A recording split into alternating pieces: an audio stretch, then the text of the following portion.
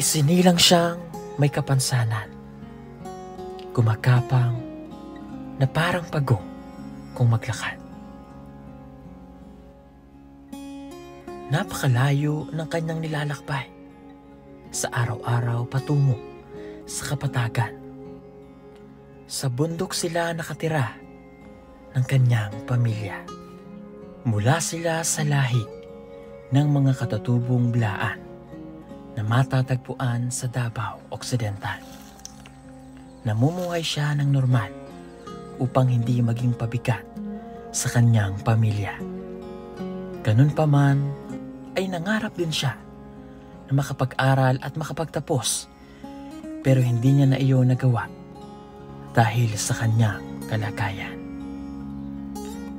Mga kababayan, narito po ang kwento ng buhay ni Corazon na 25 taong gulang ng Davao Occidental.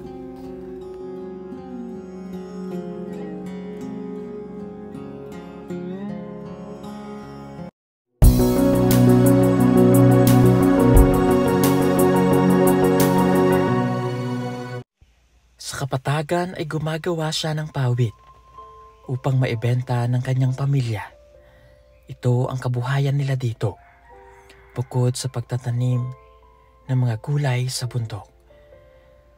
Dito sila kumukuha ng pambili nila ng bigas kung mayroon silang maibebenta. Dahil ayaw maging pabigat ni Corazon, tinutulungan niya ang kanyang pamilya dito. Hindi man daw siya makapaglakad ng normal, magagawa naman niya ang mga bagay na ito.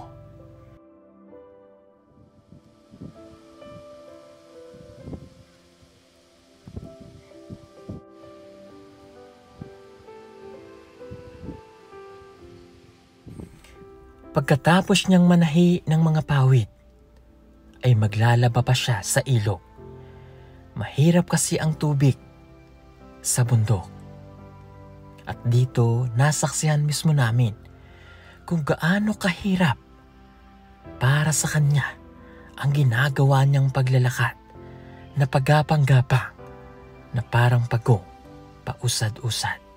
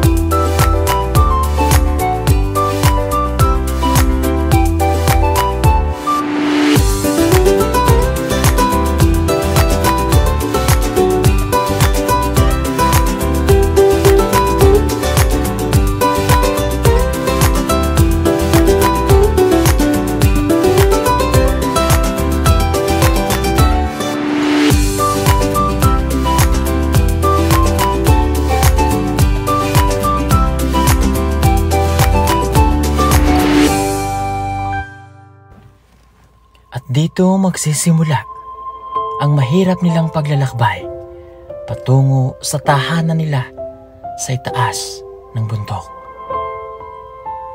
Mano-mano niyang ginagapang ang napakatarik na bundok na daan na ito para makauwi sa kanilang tahanan.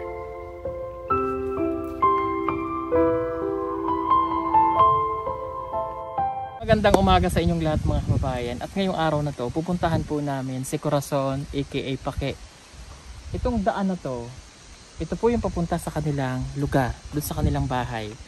Parang ganun pong kataas yung bundok, at yun po yung nilalakad paggapang ni Pake araw-araw para makababa dito sa Kapatagan. Dito kasi siya gumagawa noong itong kung tawagin sa Tagalog, sasa, para mapagkakitaan nila. Binebenta nila ito ng 4 pesos, at dito rin sila naglalabas sa ilog. Tara po, samahan nyo kami ng PBT para makarating po tayo sa kanila. Kaya ba ng energy nyo? Oo, go. Isa po siya sa mga nagtag sa atin sa Pugong Biyahero page para mapuntahan itong lugar na ito. Napakalayo po nito po ay Davao Occidental. Ano nga pong barangay ito? Barangay Baluntaya, Don Marcelino po. Ayun, napakalayo. So, ilang oras yung nilakbay namin? 3 hours mula Davao City papunta dito. Kaya mo umakyat? Walang problema po, sir. O, halika na. Let's go.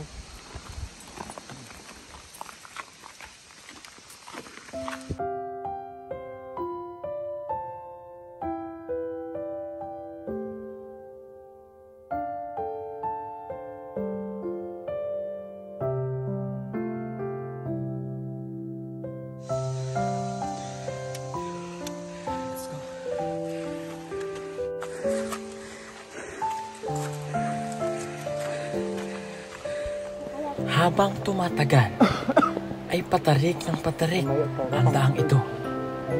Pero baliwala ito kay Corazon. Sige pa rin siya sa pagkapang. At kung mapapagod, ay magpapahinga. At ang isa nga sa mga kasama namin ay hindi na kinaya ang napakatarik na daang ito.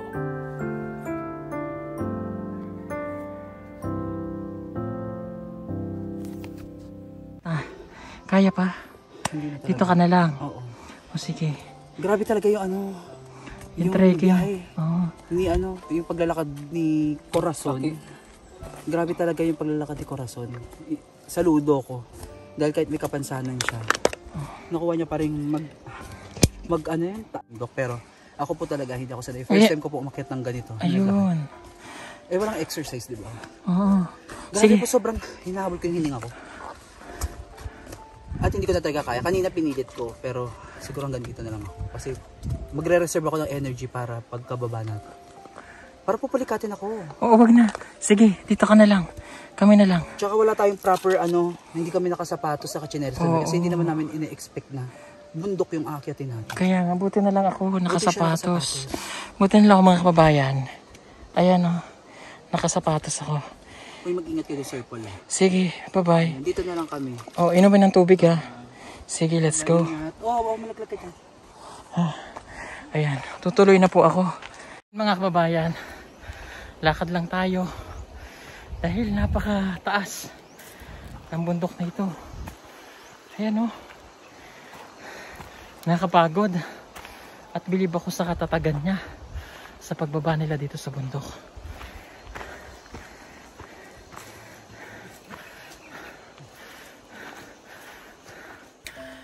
At sa mga pagkakataong pagod na siyang gumapang, bubuhatin siya ng kanyang ama upang hindi siya gaanong mahirapan.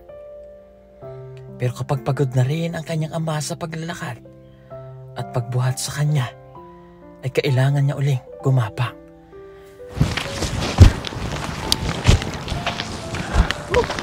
Malayo pa na. Ayun yung bahay niya. Napakalayo po ng bahay nila. So ganito kahirap yung araw-araw na ginagawa mong paglalakad. Hindi po kasi siya makaintindi ng Bisaya. Kaulo. Kaulo? Blaan. Bilaan. Blaan. Blaan. Blaan yung kanilang tribo. Bilib ako sa kanila. Kaya mo pa? Hindi na? Kaya pa? Opo. Sabihin mo pag di na kaya, hindi na tayo tutuloy. Eh, kaso pauwi talaga sila ng bahay nila. Kaya sasamahan natin sila makarating sa kanilang bahay. Minomonitor ko lang yung BP ko, baka yung heartbeat, kung kakayanin ko. Pero kaya ko pa. Opo. Kaya mo pa? Pauwi kasi sila sa kanilang mga kababayan. Kaya pa nang mga talaga po. Sige, pahinga muna tayo. Ang layo.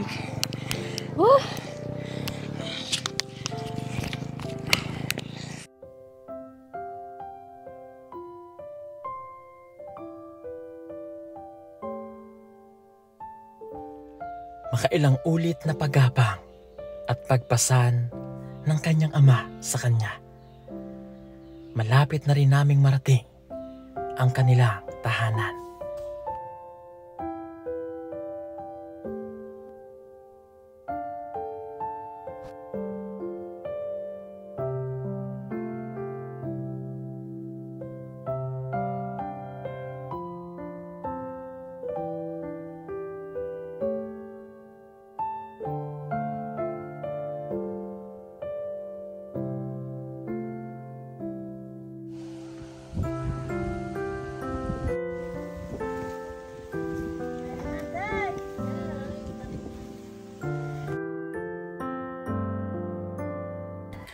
At sa wakas ay malapit na kami sa kanilang bahay.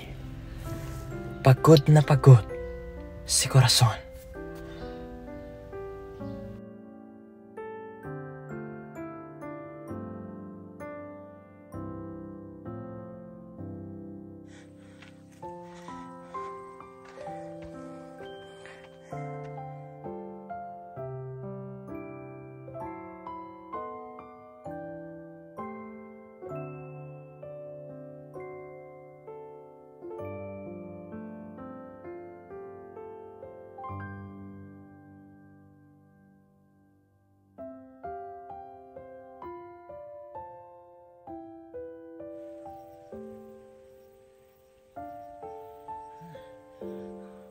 At yun mga kababayan, matapos ang isa't kalahating oras namin paglalakad at pagsalunga dito sa kanilang lugar, narating po namin itong kanilang bahay.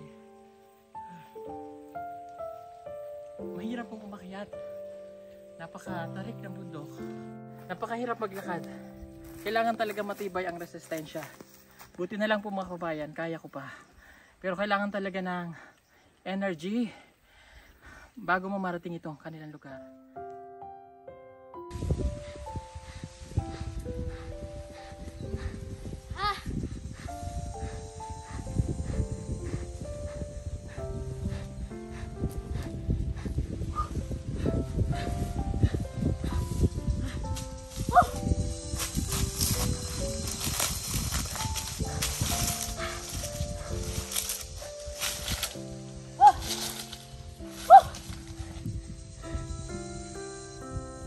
Agay!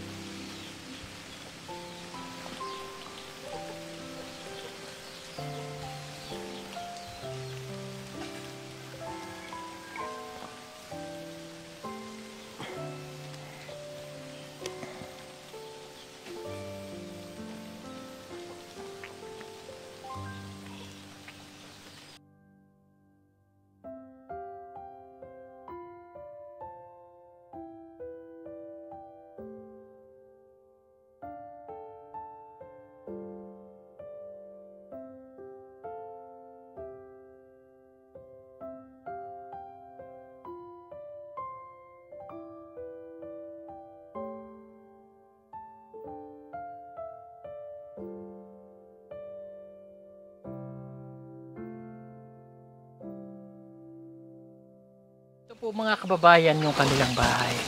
Nay, pwede ako magpasok, Nay? Okay po, sir. Sige, pasok ako. So ito po yung kanilang tahanan dito sa bundok. Hello. Okay. Okay ka lang? Ito po yung kanilang bahay dito. Napansin ko sa bahay nila, napakalinis. Halika.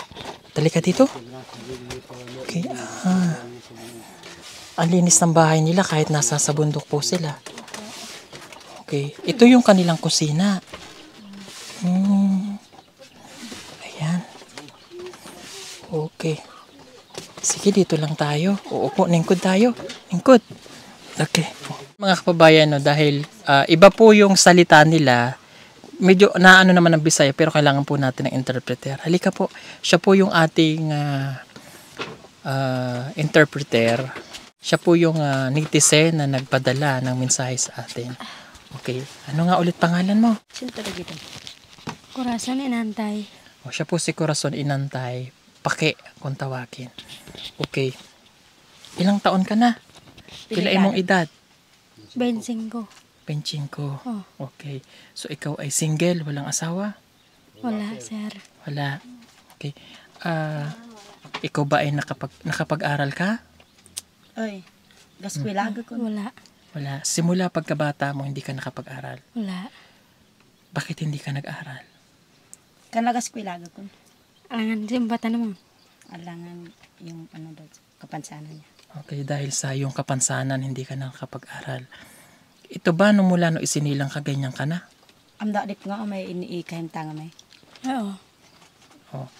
Okay, mula no isinilang daw po siya, ay ganito na yung kanyang. Pwede ko bang makita yung paa mo? Ganun mo. Dalang. Unat pa. Okay. So, masakit po yan, sir, pag ganyan. Masakit. Okay. Hindi niya kayang iunat ng matagalan ang kanyang mga paa. Sobrang sakit daw ng kanyang nararamdaman. So, possible talaga na magsusugat yung kanyang tuhod kapag yung paglakad niya ay palaging pagapang. Pagapang po siya lumalakad. Pero dito sa bahay, nakagawa siya ng mga gawaing bahay. Opo. At nakakapaggawa siya noong sasa o yung nakakapaglaba siya. Naasahan siya ng kanyang mga magulang sa pagluluto, sa pagsisipak ng kahoy, upang hindi raw siya maging pabigat sa kanilang pamilya. Kung hindi nga lang daw siya pilay, magtatrabaho siya upang higit siyang makatulong sa kanyang pamilya.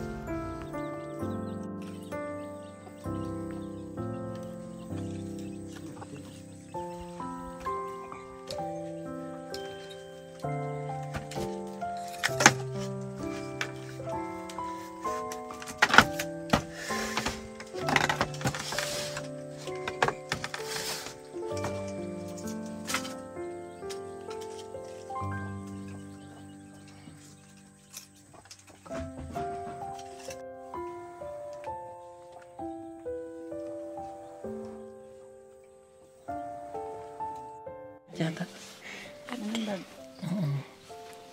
Nasaktan yata siya. Tula nam dili dati kahim tangan Okay. gadi di bululan ni. Sanay siya na laging nakaganyan yung ano niya. Apo. Hindi Yun na niya talaga. maiunat. Pag nakaganto ka, mas komportable ka. Ko sa style am tibok ka few. Okay. Okay, kamusta yung buhay mo dito sa bundok? Tula nam dili. Kumusta ko ni kinabuhi im di bululan ni. Kinabuhi udah bulan ni mau GL niya maglisod ako ga nandim na di bulan ni. Ano daw po, ma'am? Ang buhay niya daw dito sa bundok, mahirap daw, malayo ang tubig. Dahil mahirap ang tubig sa bundok, gumagawa ng paraan ng kanyang ama.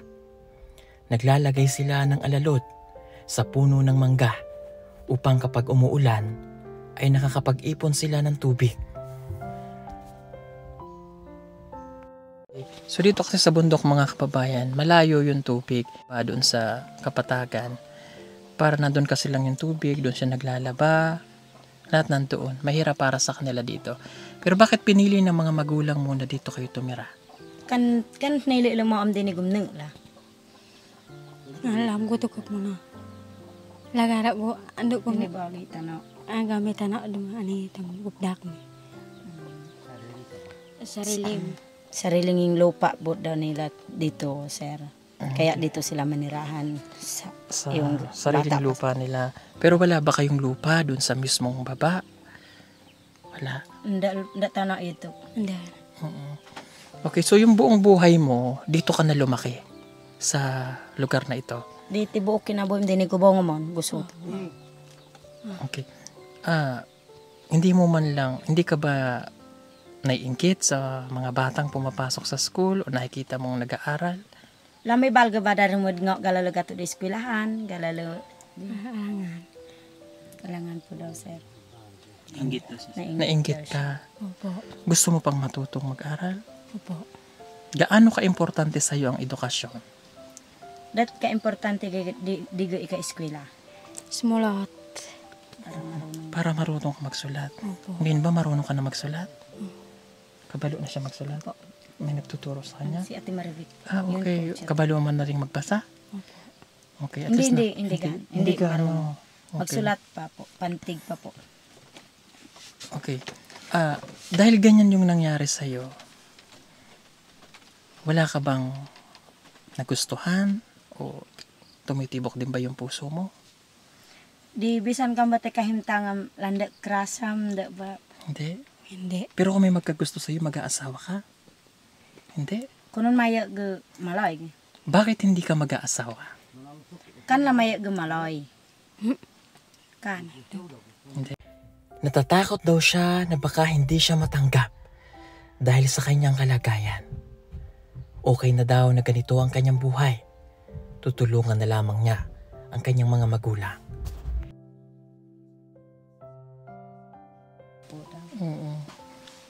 Wala daw nakagusto sa kanya. Isa pa, walang mag-aalaga sa magulang mo. Walang magbabantay sa magulang niya pagtanda. Okay. So, ikaw yung nagbaalaga kay nanay. Ikaw yung nagbabantay. Opo. Ikaw nagluluto. So, mahal na mahal mo yung nanay mo. Opo. Gaano mo kamahal yung pamilya mo? Dat kalbong nawam dili na. Nakamaon. Alangan to, kuda lang mo, kuda lang. Tampo ka ba sa magulang mo? Or hindi ka, kumbaga, hindi ka ba nila pinagamot? Yung parang iniisip mo na gano'n na, sana nakakalakad din ako. Lamalbot gadad to ang mga gambati sitwasyon ng mga iyo mo na dapat pa doktor lagu. Opo. Ano daw?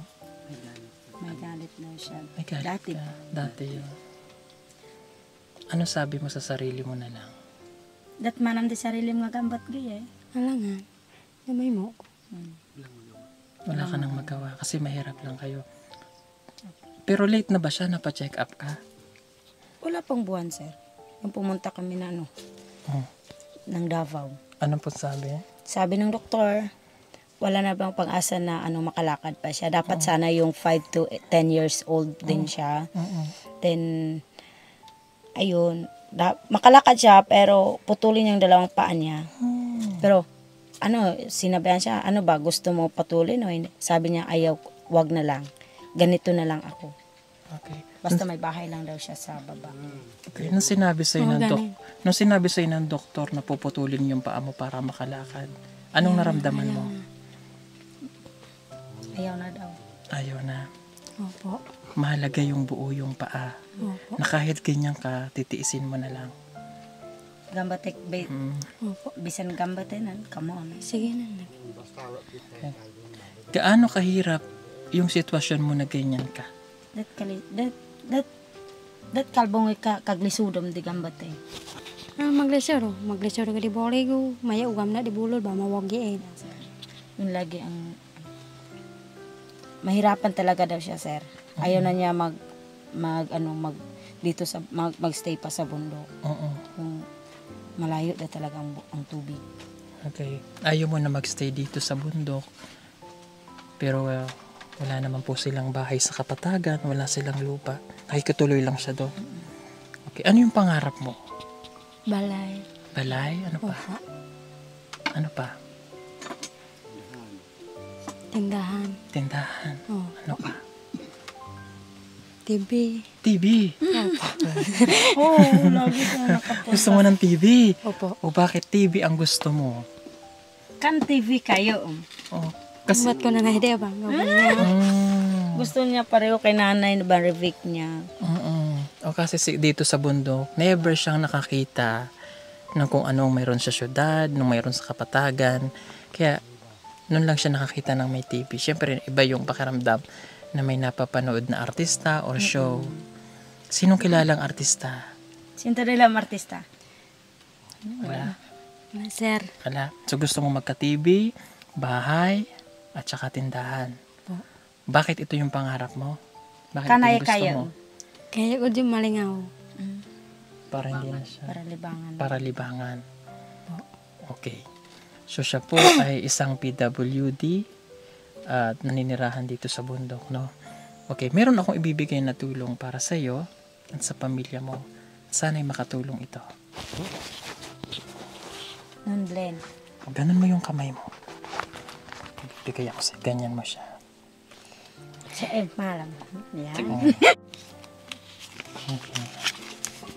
1, 2, 3, 4, 5, 6, 7, 8, 9,000.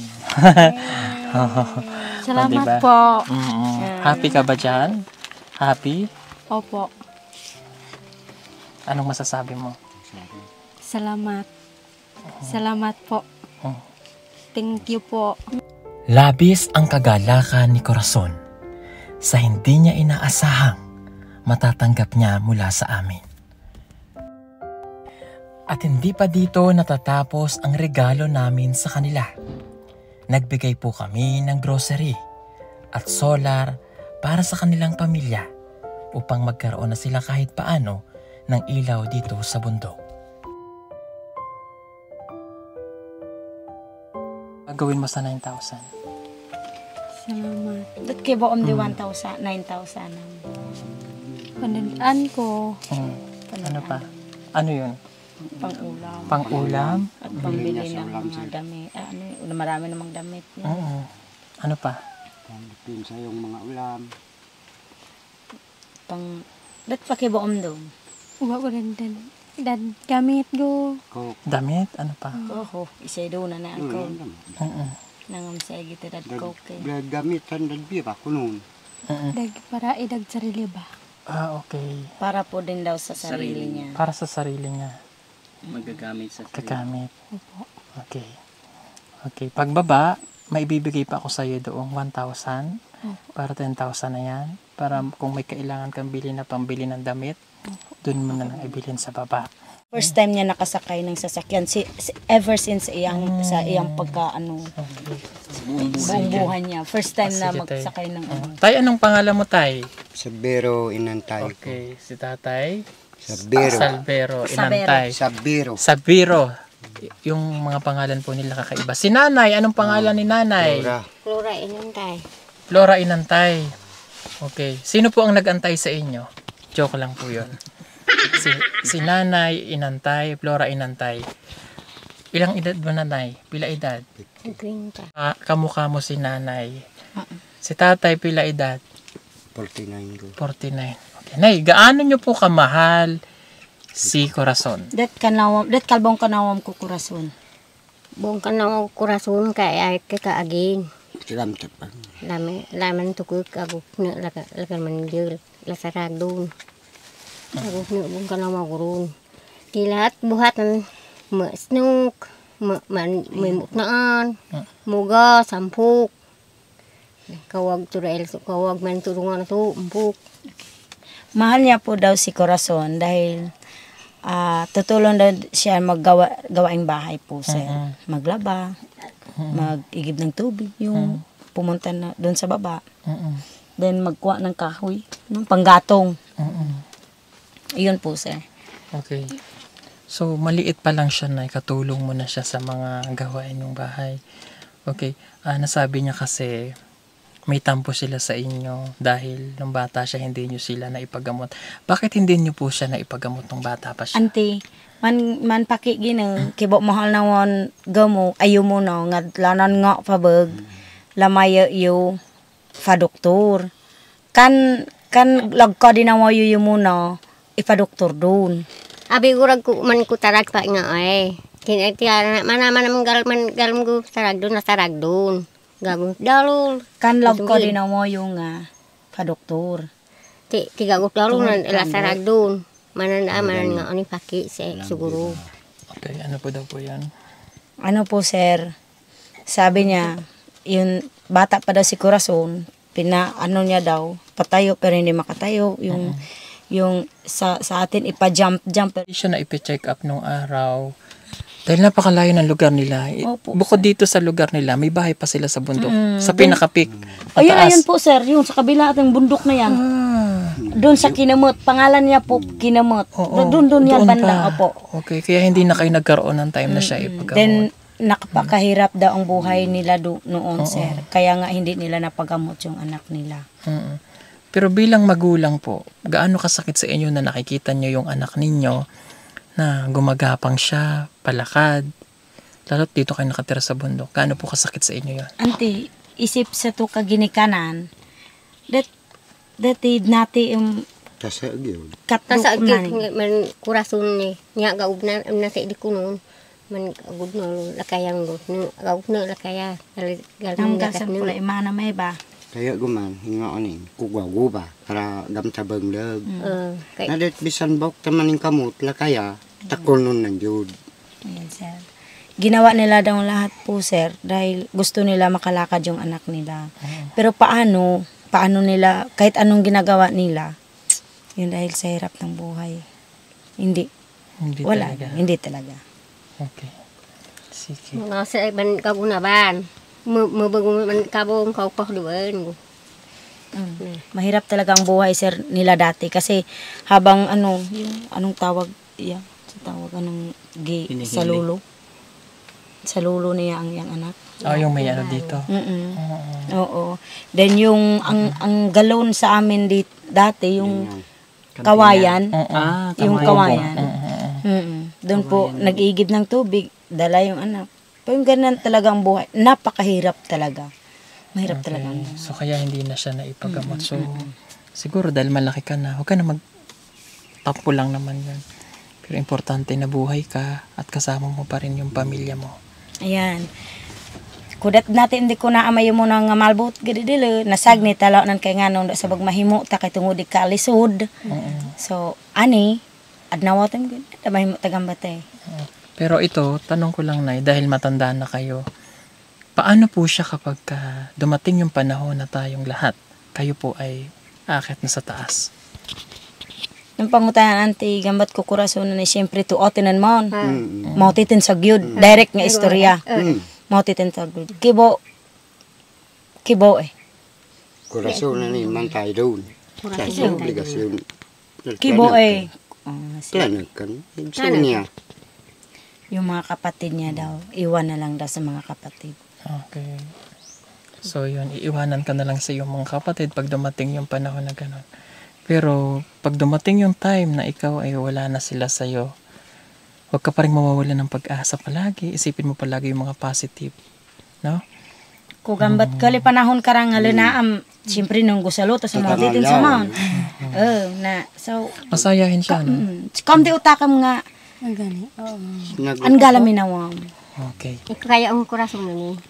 Man mimo bali tadi manje dato. Siya doon na istorya, auntie. Para di biya ba, gambat kita kung tanong ko gato tamon, kita tangal ya vlog gatay. Sinto de mo kurason man tayo doon. Di bali. Ide man planet ka. Plana kan. Ibunsoon na tao. Yung kapatid niya bunso po, sir. Yun ang nagmahal sa kanya po.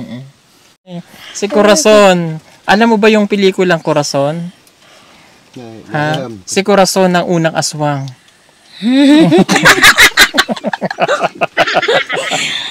Ayan po si Corazon, sir.